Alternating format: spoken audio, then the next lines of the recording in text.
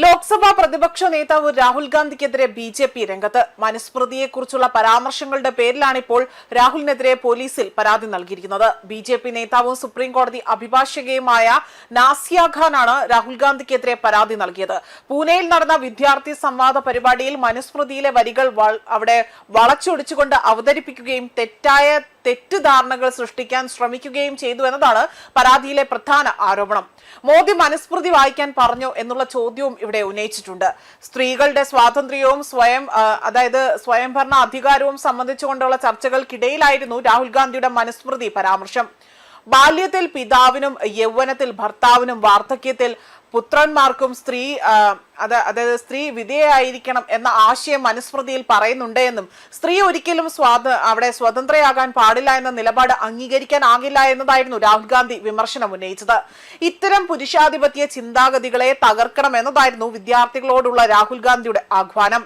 എന്നാൽ രാഹുലിന്റെ ഈ പരാമർശം ബി.ജെ.പി. രാഷ്ട്രീയമായി തന്നെ ഏറ്റെടുത്തിരിക്കുകയാണ്. മനുസ്മൃതിയിലെ വരികൾ വളച്ചൊടിച്ചുകൊണ്ട് തെറ്റായ വ്യാഖ്യാനം നൽകിയെന്നാരോപിച്ചാണ് ഇപ്പോൾ ഇവർ പോലീസിൽ പരാതി നൽകിയത്. മാത്രമല്ല, രാഹുൽ ഗാന്ധിയുടെ പ്രസംഗത്തിനിടെ തന്നെ പ്രധാനമന്ത്രി നരേന്ദ്രമോദി, ഉത്തർപ്രദേശ് മുഖ്യമന്ത്രി യോഗി ആദിത്യനാഥ്, RSS സർസംഘ ചാലക് മോഹൻ ഭാഗവത് എന്നിവരുടെ എല്ലാവരുടെയും ചിത്രങ്ങൾ അവരുടെ പശ്ചാത്തലത്തിൽ പ്രദർശിപ്പിക്കുകയും അതിനെതിരെയും പരാതിയിൽ ഇവിടെ പറയുന്നുണ്ട്. ഇവിടെയാണ് ബി.ജെ.പിയുടെ പ്രധാന ചോദ്യം ഉയരുന്നത്. രാജ്യത്ത് ബി.ജെ.പി. സർക്കാർ അധികാരത്തിലെത്തിയതിനു ശേഷം ജനങ്ങൾ മനുസ്മൃതി വായിക്കണമെന്നാണോ, അത് പിന്തുടരണം എന്നതാണോ പ്രധാനമന്ത്രി നരേന്ദ്രമോദി എവിടെയെങ്കിലും പറഞ്ഞതായി തന്നെ നിങ്ങൾ പറയുന്നത്? ഒരിക്കലും പ്രധാനമന്ത്രി അത്തരം ഒരു കാര്യം പറഞ്ഞിട്ടില്ല, അല്ലെങ്കിൽ അത്തരം കാര്യങ്ങൾ പറഞ്ഞിട്ടുണ്ടോ എന്ന് പോലും ഇവിടെ നിങ്ങൾ പരിശോധിക്കേണ്ടിയിരിക്കുന്നു. അങ്ങനെ ഒരു നിർദ്ദേശം ഇല്ലെങ്കിൽ ബി.ജെ.പി. നേതാക്കളുടെ ചിത്രങ്ങളെ മനുസ്മൃതി വിവാദത്തിലേക്ക് കൊണ്ടുവരാനുള്ള രാഹുൽ ഗാന്ധിയുടെ നീക്കത്തിന് പിന്നാലെ തന്നെ രാഷ്ട്രീയ ഉദ്ദേശം എന്താണ് എന്നത് ഇവിടെ ചോദ്യം ചെയ്യുകയാണ്. അതേസമയം വിഷയം ഇതിനോടകം തന്നെ രാഷ്ട്രീയ ഏറ്റുമുട്ടലിലേക്ക് തന്നെ നീങ്ങിയിരിക്കുകയാണ്. രാഹുൽ ഗാന്ധിയുടെ പരാമർശങ്ങൾക്കെതിരെ തന്നെ ഉത്തർപ്രദേശ് മുഖ്യമന്ത്രി യോഗി ആദിത്യനാഥും രംഗത്ത് വന്നിട്ടുണ്ട്.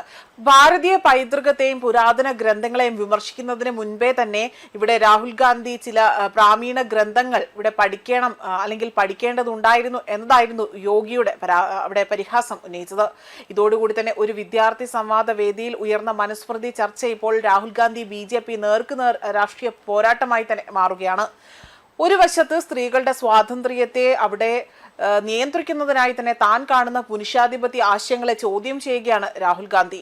മറുവശത്ത് പുരാതന ഗ്രന്ഥങ്ങളെ രാഷ്ട്രീയ ആയുധമാക്കിക്കൊണ്ട് അവതരിപ്പിക്കുകയാണ്. അതുമാത്രമല്ല, മനുസ്മൃതിയെക്കുറിച്ച് തെറ്റായ ധാരണ സൃഷ്ടിക്കുകയാണ് ഇവിടെ ചെയ്യുന്നതെന്ന ആരോപണം പോലും ബി.ജെ.പി. ഉന്നയിച്ചിട്ടുണ്ട്. ഇതോടുകൂടി തന്നെ ചർച്ച ചെയ്യേണ്ട മറ്റൊരു പ്രധാന വിഷയം കൂടി ഇവിടെ എത്തുകയാണ്. മനുസ്മൃതിയിലെ ഒരു പ്രധാന രീതിയിൽ ഇത് പ്രത്യേക ശ്ലോകത്തിന്റെ വ്യാഖ്യാനം മാത്രമാണോ, അതോ അതിന്റെ പേരിൽ ഇന്ത്യൻ പൗരത്വത്തെയും അതുപോലെ തന്നെ ഹിന്ദു ഗ്രന്ഥങ്ങളെയും എല്ലാം രാഷ്ട്രീയമായി തന്നെ വ്യാഖ്യാനിക്കുന്നതിനെ കുറിച്ചുള്ള വലിയ തർക്കമാണോ ഇപ്പോൾ നടക്കുന്നതെന്നും ചോദ്യമാവുന്നുണ്ട്. അതേസമയം സ്ത്രീകളുടെ അവകാശവും സ്വാതന്ത്ര്യവും സംബന്ധിച്ച വിഷയത്തിൽ രാഷ്ട്രീയ നേതാക്കൾ ചരിത്ര ഗ്രന്ഥങ്ങളെയും മതഗ്രന്ഥങ്ങളെയും എങ്ങനെ ഉദ്ധരിക്കണം എന്ന ചോദ്യവും ഇതോടുകൂടി തന്നെ പ്രസക്തമാവുന്നുണ്ട്. രാഹുലിന്റെ മനുസ്മൃതി പരാമർശം ഇനി രാഷ്ട്രീയ വിമർശനത്തിൽ ഒതുങ്ങുമോ, അതോ നിയമ നടപടികളിലേക്ക് കൂടി നീങ്ങുമോ എന്നതും ചോദ്യമാവുന്നുണ്ട്.